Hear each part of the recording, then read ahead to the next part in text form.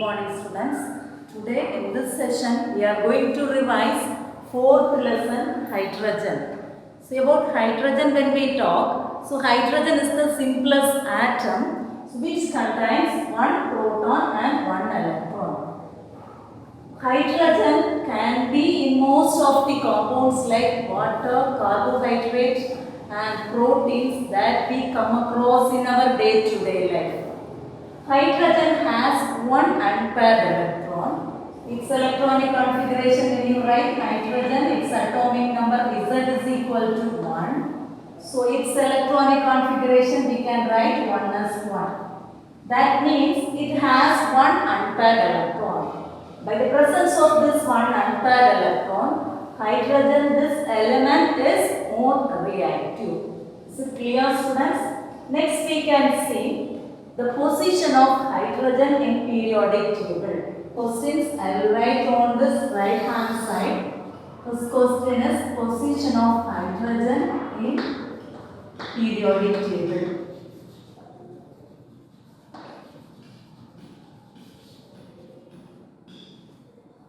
So listen, if hydrogen, its electronic configuration 1 as 1, but it's a more reactive atom, but its abundance is very less in Earth's atmosphere. We are going to discuss what's the position of hydrogen in periodic table. Position of hydrogen can be explained in terms of two ways. That is, one is we are going to compare hydrogen with position of hydrogen.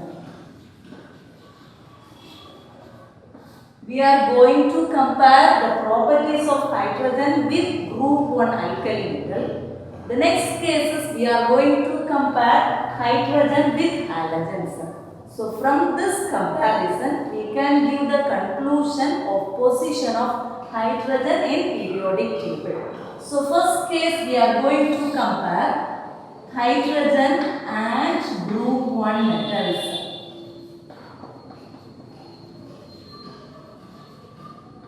We know that hydrogen, its electronic configuration is 1 as 1. Group 1 metals, alkali metals also have the electronic configuration N as 1, which is similar to this, isn't it? So that means, first case we can say hydrogen can form unipositive ion. Hydrogen can form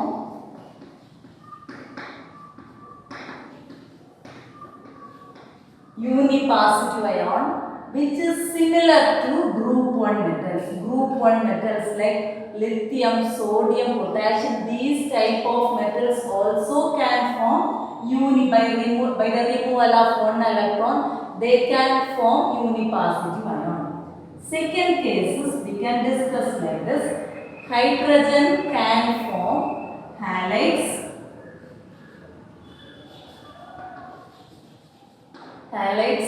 oxides, peroxides, sulfides, etc., which is similar to alkali metals. So group 1 alkali metals also have the tendency of forming halides, oxides, sulfides and peroxides also. Okay. Third similarity is hydrogen can be used as a reducing agent.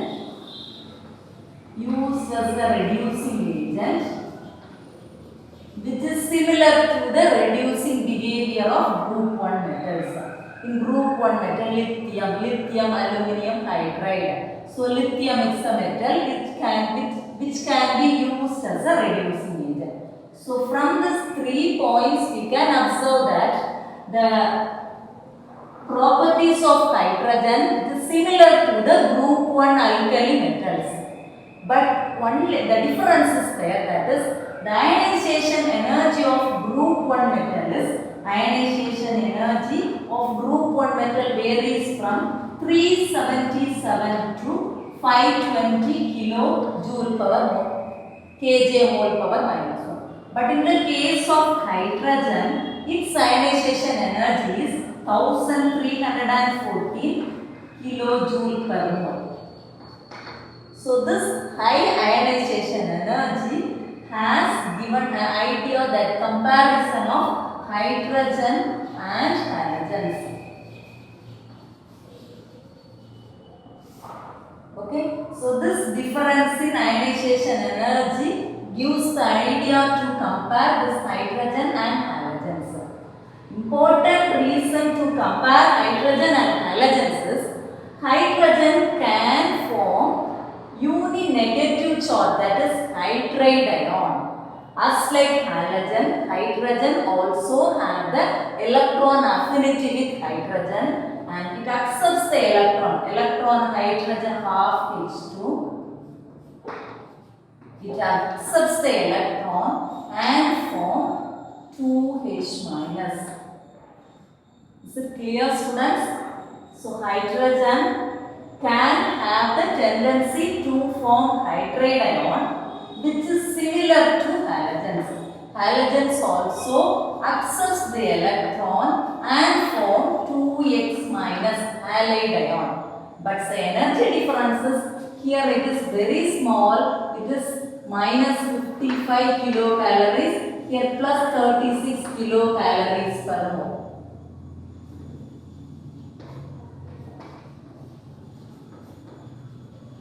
Electron affinity is very low when compared with this halide ion. So clear, students, when you see this comparison and this comparison, the use of this comparison is we can discuss the position of hydrogen. So almost when you are seeing, when compared with this comparison and this comparison, hydrogen can be grouped along with this group 1 metal or it should be grouped along with the halogens.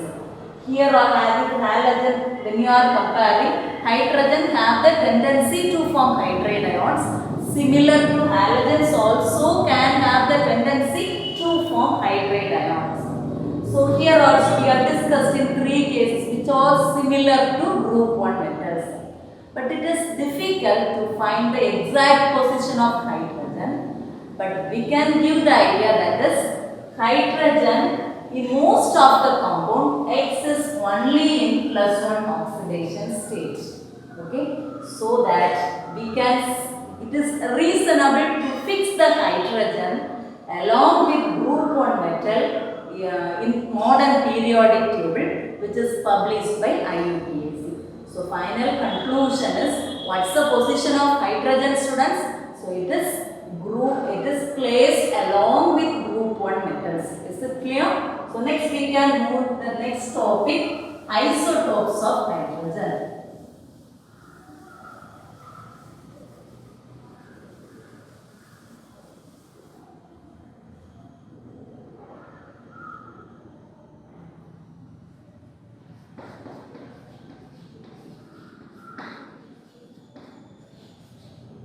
So I will give the element of hydrogen in 3 forms.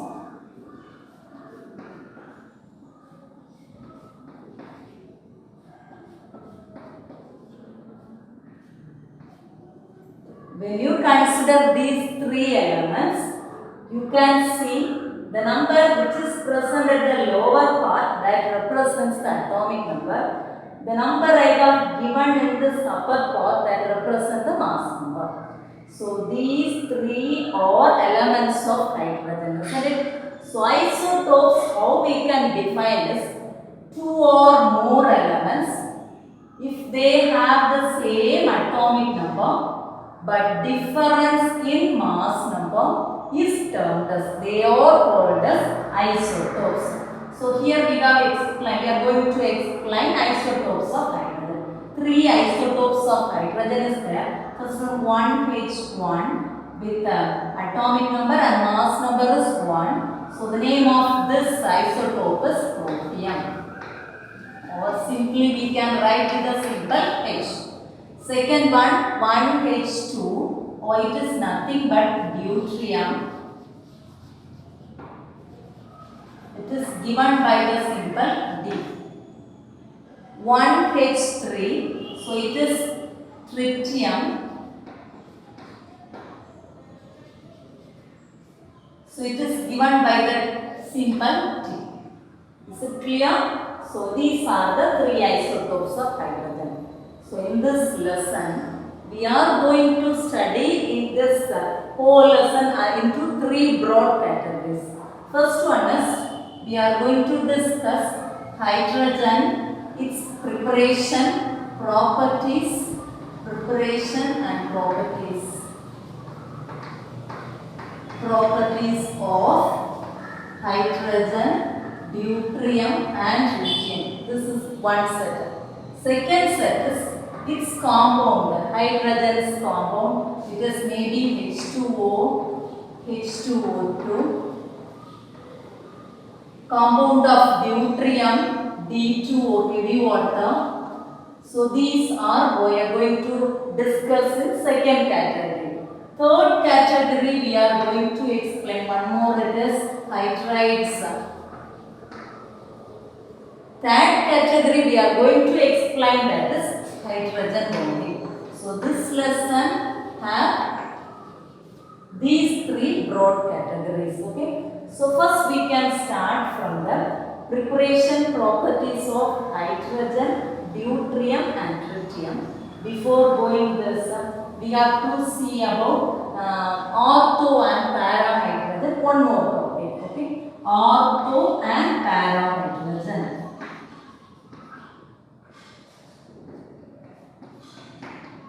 When molecular hydrogen is formed, that is H2 molecule, two hydrogen nuclei are there, isn't it? If the two hydrogen nuclei spin is in same direction, it is called as orthohydrogen. Is it clear? If the spin of two hydrogen nuclei are in opposite direction, it is in para form. Okay, what is ortho form? When molecular hydrogen is formed, the spin of two hydrogen nuclei are in same direction, it is ortho form. If the spin of two hydrogen nuclei are in opposite direction, it is termed as para form. When you take ordinary hydrogen, it is 75% para hydrogen and it contains 25% orthohydrogen. From this percentage, we can give the conclusion para form is more stable than ortho form. But we can convert one form into other. For example, ortho form can be converted into para form by using platinum or iron catalyst, or by using electric discharge,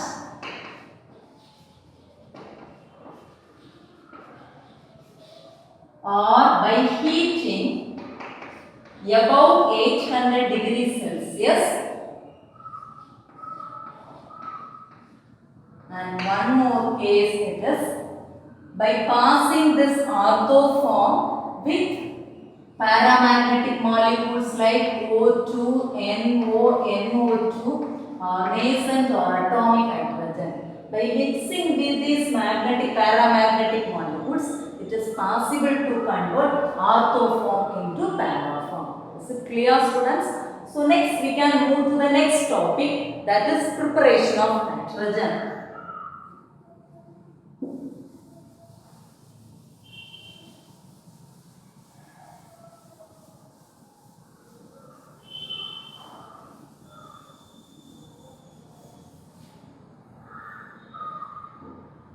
So hydrogen can be prepared by the method even 99% high purity hydrogen preparation. Okay, preparation of hydrogen.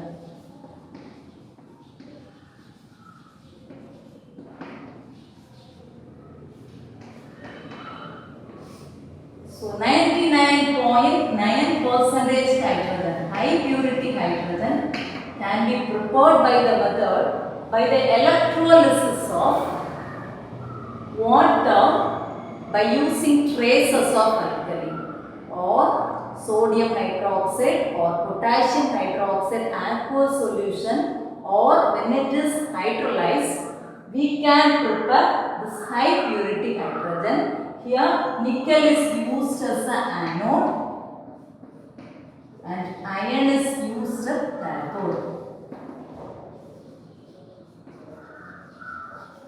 Electrolyte solution is aqueous solution of sodium hydroxide or potassium hydroxide. Is it clear?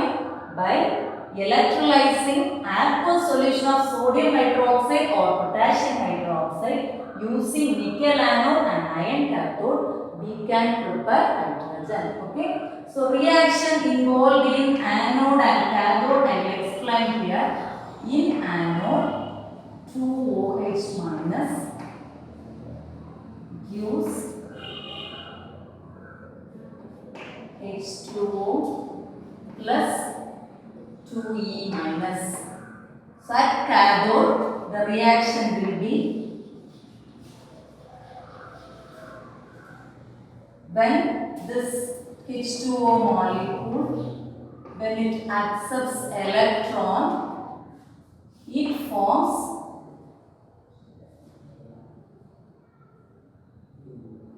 so H2O plus E minus gives 2OH minus plus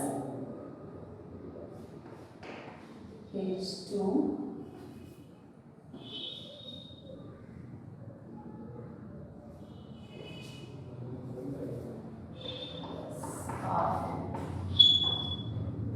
So when you consider these two reactions in anode and cathode, we can give the conclusion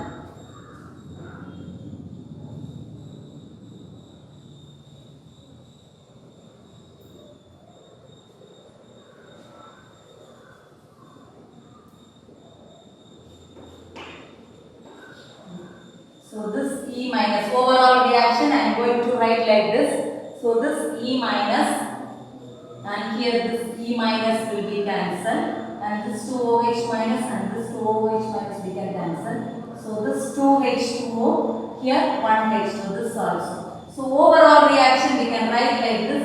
H2O gives H2 plus half H2.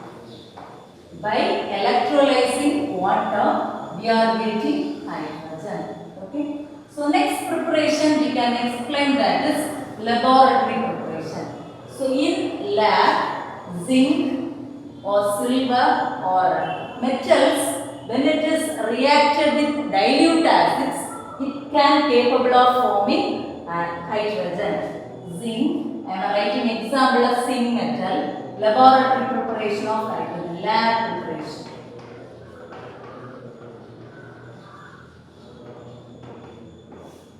Any metal on reaction with dilute acid, they can produce hydrogen gas. Is it clear? So next method we are going to see, that is industrial method of preparation of hydrogen. So from this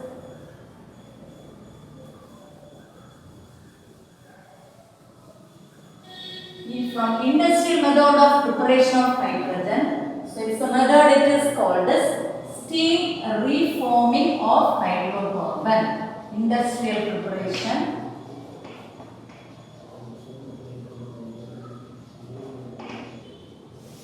Steam reforming of hydrocarbons. For example, CH4 hydrocarbon, when it is reacted with a steam over a temperature of 800 to 900 degrees Celsius at 33 atmospheric pressure. So this hydrocarbon reacts with steam and form hydrogen and carbon monoxide. Okay. So one more way we can prepare this hydrogen gas by using the steam when it is passed over red hot coke. So this is coke. When steam is passed over this red hot coke, it forms carbon monoxide and hydrogen. So this carbon monoxide and hydrogen, it is called as syngas or synthetic gas. The important use of this synthetic gases, it is used for the preparation of methanol. It is used for preparation of methanol and some organic compounds. The mixture of carbon monoxide and hydrogen gas, we can term it as syngas. So next we can see 2 mark question, that is water gas shift reaction. Water gas shift reaction is when carbon monoxide is converted into carbon dioxide from syngas, it is called as water gas shift reaction. Okay. So take this carbon monoxide from this syngas, when it is reacted with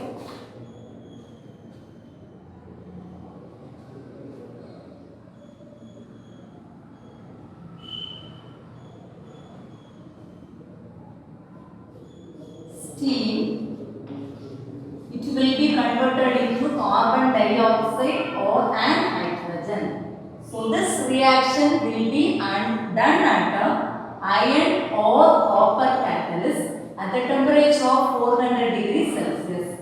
So this conversion of carbon monoxide into carbon dioxide, so this reaction is termed as water gas shift reaction.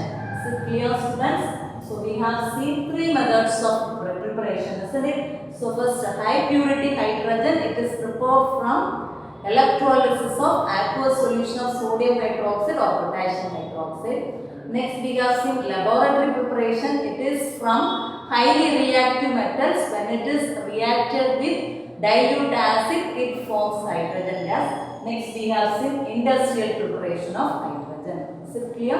So next we can see deuterium. Okay. So deuterium is an isotope of hydrogen, but it can present only a trace amount. If ordinary hydrogen is there, in this ordinary hydrogen 1.6 into 10 power minus 14 percentage of deuterium is present. Okay.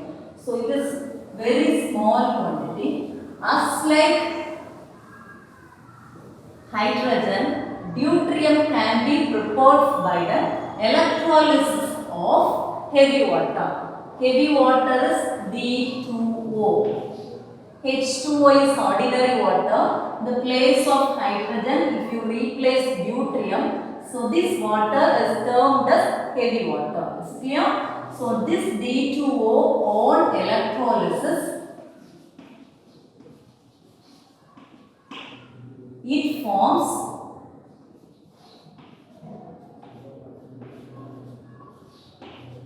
D2 plus R42. Okay. So next we can see what are the reactions of preparation of tritium. Okay. So tritium, we know that it is a radioactive isotope. So it will be produced only by radiation. For example, 3Li6 tritium preparation. Okay. On bombarding this lithium nucleus with slow moving neutrons 0n1, when it is bombarded, it forms 2He4 helium nucleus, and along with that you will get tritium atom, that is 1He3. Is it clear? So we have seen preparation of hydrogen, deuterium and tritium. Now we are going to discuss about the properties of these 3 isotopes. Okay. So first we can start from hydrogen properties.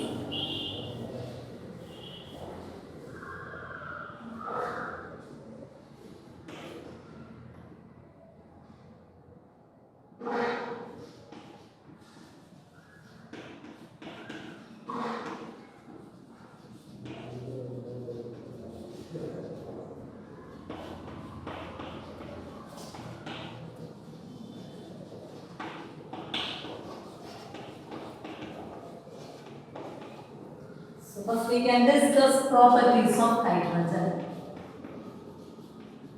Hydrogen can react with oxygen and forms, hydrogen can react with oxygen and forms H2O, this reaction is an explosive reaction. Why we are calling it as explosive reaction? Means during this reaction a lot of energy is produced, so that we can term this reaction as explosive reaction. This is the first reaction. It is given in, that is nitrogen on reaction with oxygen, it forms water. Okay. So next reaction is hydrogen can react with the halogens and form hydrogen halides. In common I am going to write H2 plus X2, it is giving 2HX. So this X may be fluorine, chlorine, bromine or iodine. So there are different conditions are there for these halogens when it is reacting with hydrogen. Fluorine, even in dark, in absence of sunlight, it can react with hydrogen and form hydrogen fluoride. Chlorine, when it is exposed in sunlight, it reacts with hydrogen and forms hydrogen chloride. Bromine, by using, by heating, it forms. But iodine, in presence of catalyst, it will react with hydrogen and forms hydrogen iodide. So next reaction we are going to properties, reaction of hydrogen with metals. Hydrogen can react with the metals, that's why it can form hydrides. For example, lithium on reaction with hydrogen, it forms lithium hydride. Sodium on reaction with hydrogen, it forms 2NaH, sodium hydride. Is it clear? So the same way, when the best reducing agents also prepared from the hydrogen. For example, lithium hydride on reaction with aluminium chloride,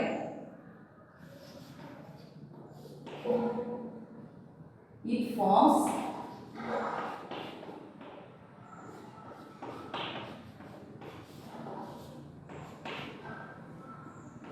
lithium aluminium hydride. We know that this lithium aluminium hydride is the best reducing agent. Is it clear, students? So these are the properties of hydrogen. So next we are going to discuss what are the properties of deuterium and tritium. So first one is properties of deuterium. So as like hydrogen, deuterium also can react with oxygen.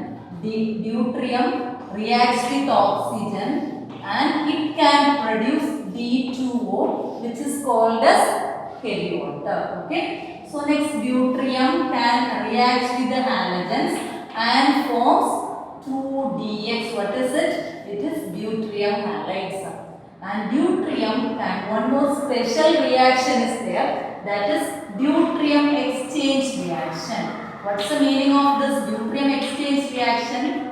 Deuterium can react with the compounds like NH3 and CH4, and it can have the tendency to replace the hydrogen. For example, NH3, CH4. So these compounds, they are having hydrogen, isn't it? So when I write D2 along with this, so this hydrogen will be replaced by this deuterium, so that you can get the compound ND3 plus H2.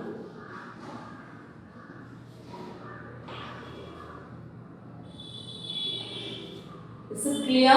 So next here, the same way in methane, this 4 hydrogen atoms will be replaced by this deuterium atom, so that you are getting CD4 plus 2H2. So this reaction, it is called as deuterium exchange reaction. These type of exchange reaction we can expect in heavy water also. In the place of D2, you have to write D2O. Here when the compounds are given, so these hydrogen atoms will be replaced by the deuterium atom present in heavy water. So next case we are going to discuss, that is properties of tritium. Okay. So it is a radioactive isotope, so that it can emit beta rays. Okay, so its half-life period is nearly 12.3 years. Okay. Consider we are writing 1T3 tritium on disintegration. It forms this -1E0. It is called as beta rays. So this is a tritium isotope. So it's a beta emitter. Okay. So next, first broad categories over the preparation properties of hydrogen, deuterium and tritium we have seen. So next we can see compounds of these hydrogen, deuterium and tritium. First one is water, isn't it?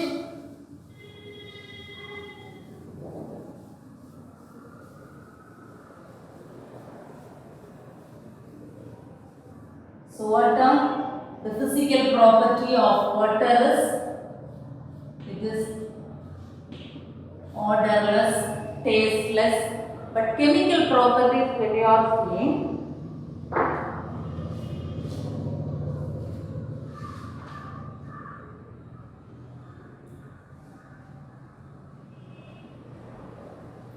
it can react with chemical properties. What chemical properties?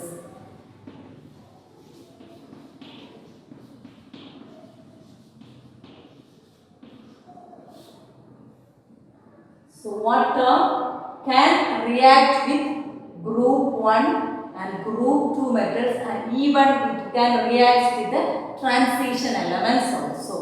When you consider group 1 metal, sodium, when it is react with water molecule, it can form sodium hydroxide. Okay. Same way, from the group 2 metal, barium can react with water and form barium hydroxide. If it is react with the transition metal Fe, it can form oxides.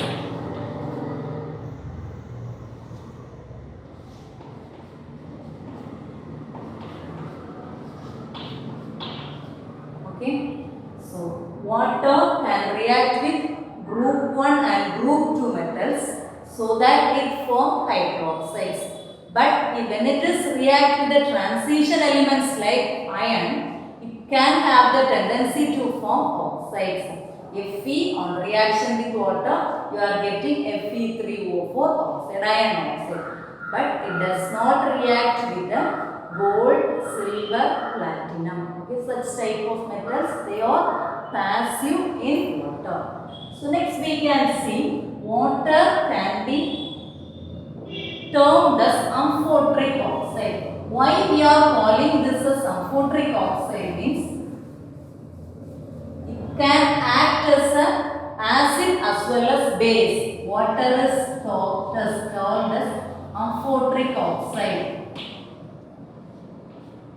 Why we are calling as amphoteric oxide?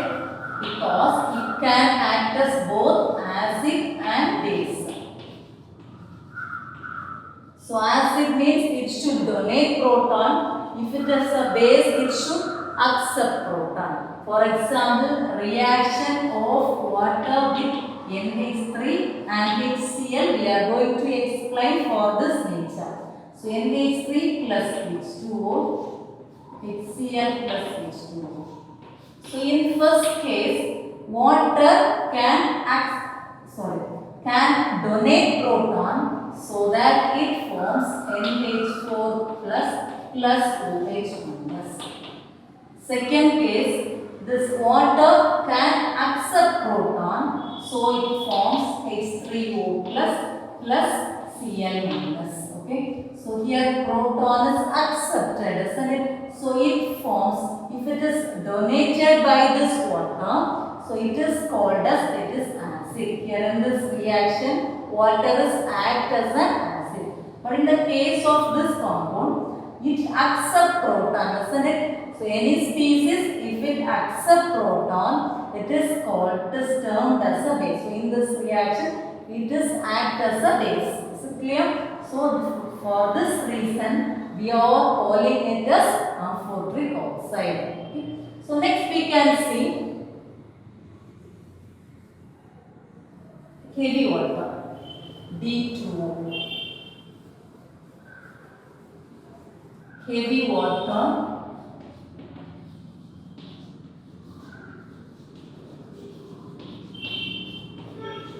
it is D2O, it is deuterium oxide. Okay. H2O is protium oxide, it is called as deuterium oxide, D2O. In ordinary water, only trace amount of this heavy water is present, but it is having lot of application. For example, it is used as a moderator in nuclear reactor, and it is used as a tracer compound in organic reaction mechanism, and it is also used as a coolant in nuclear reactors. So these are the main applications of heavy water. Now we can discuss what are the chemical properties of this heavy water. Okay.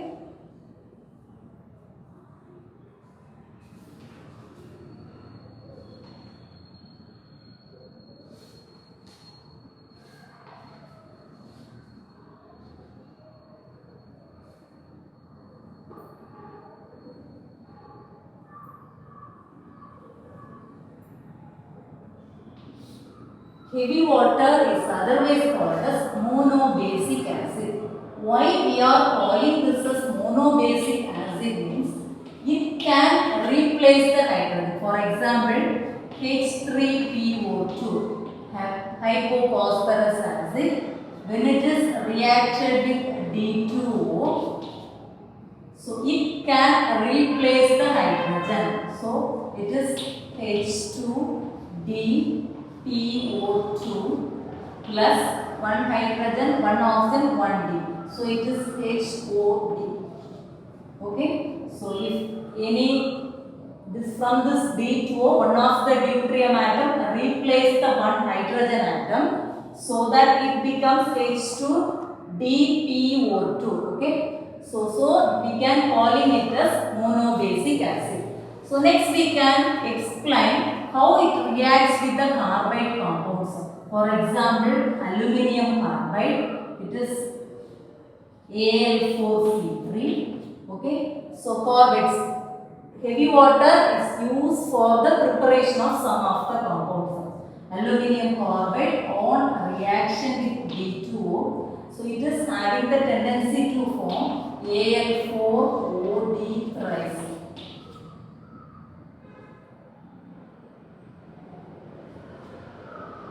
So it can form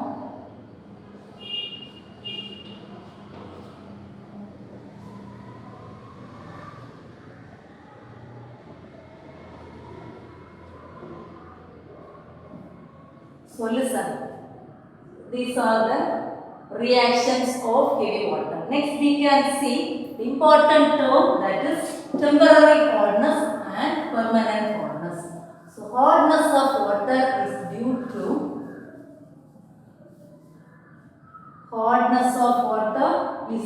to two cases: temporary hardness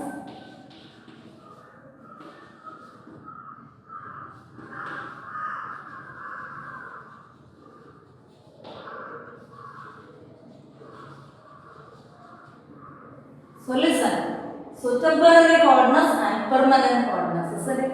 So hardness of water is presence of some ions like calcium, magnesium, in some areas manganese and aluminium ions also may be there. So most probably these two ions, calcium and magnesium, they all can form soluble salts with bicarbonates, carbonates, chlorides, sulfates, salt salts. Okay. So if these ions are in the form of bicarbonates, carbonates, chlorides and sulfate, if it is present in ordinary water, so we can term this water as hard water. So hard water, it will not give froth with the detergent. Okay. So now we are going to classify into temporary and permanent hardness. If it is temporary hardness, this calcium and magnesium ions are in combination with bicarbonate and carbonates is termed as temporary hardness. If calcium and magnesium ions are in combination with chlorides and sulfates, it is termed as, we are calling as permanent hardness. We are going to discuss the method how we can remove this hardness. So first method we are going to discuss, that is Clark's method for the removal of temporary hardness. Usually this calcium bicarbonate CO3 twice or magnesium bicarbonate MgHCO3 twice or reacted with lime CaOH twice.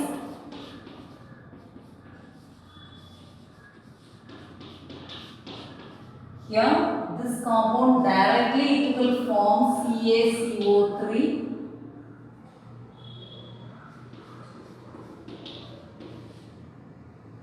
So this CaCO3 is insoluble. So it will be taken as a precipitate and remaining water is purified. But in the case of magnesium bicarbonate, by the action of this lime, this magnesium, it will change this magnesium carbonate. Again, when it is on hydrolysis,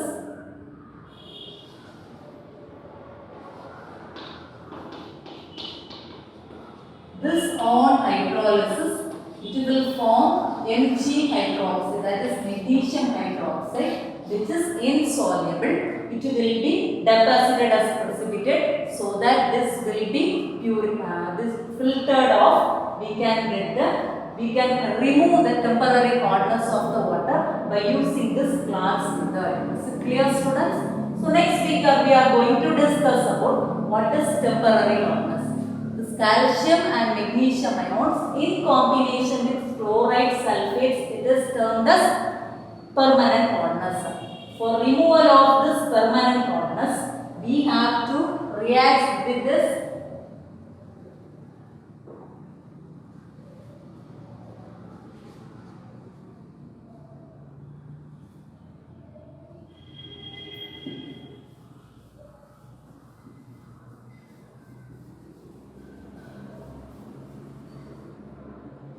metal ions in chloride form or this metal ions in sulfate form. When it is treated with sodium carbonate,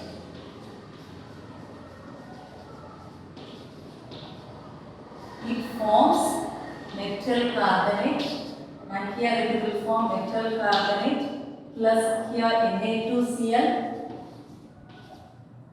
here NaCl plus here Na2SO4.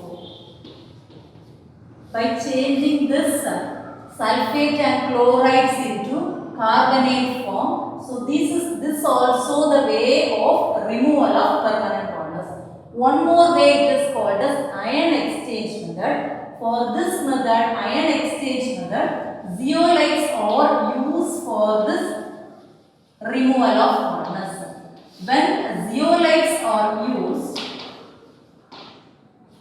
so this water can be changed as a soft water. Okay. So next we can see hydrogen peroxide, next compound, that is H2O2. Okay. H2O2 can be prepared from barium peroxide or sodium peroxide. H2O2 can be prepared from barium peroxide or hydrogen peroxide. When it is treated with the acid, it may be HCl or H2SO4.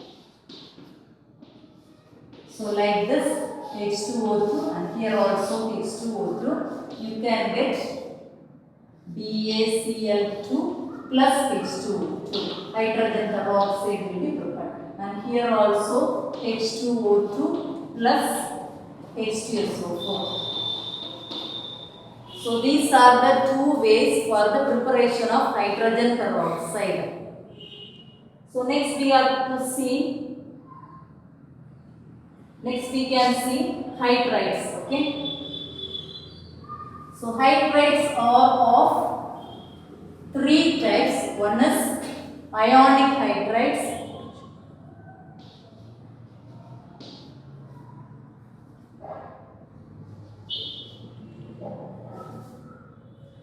So types of hydrides you have to study.